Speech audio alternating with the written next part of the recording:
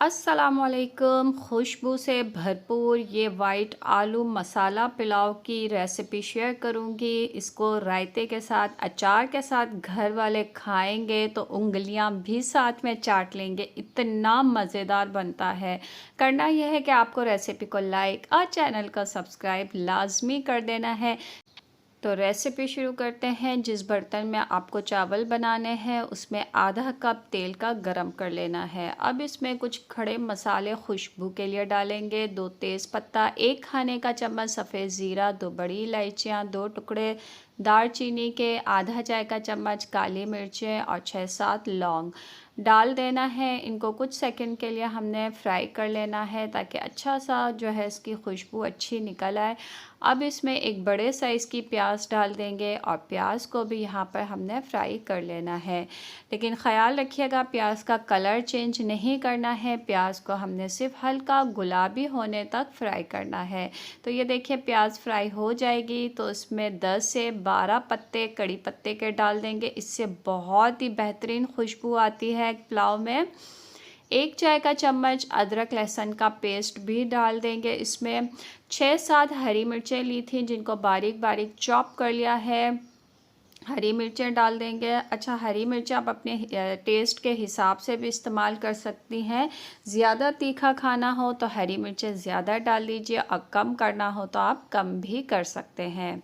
यहाँ मैंने लिया है एक दरमियाने साइज़ का टमाटर स्लाइस में कटा हुआ डाल देंगे। 1 खाने का चम्मच कुटी हुई काली मिर्चें, पिसी हुई मत डालिएगा, कलर ख़राब हो जाएगा पुलाव का।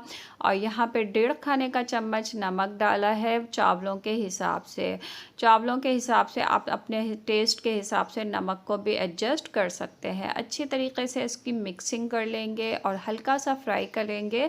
लेकिन टमाटरों को आपने गलाना नहीं है और ना इसकी ग्रेवी बनानी है, बस हल्का सा हमने फ्राई करके इसके बाद जो है 3 कटे हुए आलू डाल देंगे। जितने भी साइज़ के मर्ज़ी आप आलू की कटिंग कीजिए और आलू को भी अच्छी तरीके से तमाम मसालों के साथ मिक्स कर लेंगे। यहाँ 2 ग्लास में पानी के डालूँगी ताकि जो है आलू भी अच्छी तरीके से गल जाए और ये जो है हमारा मसाला चावलों के लिए तैयार हो जाए। आंच को कम कर दूंगी और हल्की आंच पे आलू गलने तक हमने इसको पका लेना है।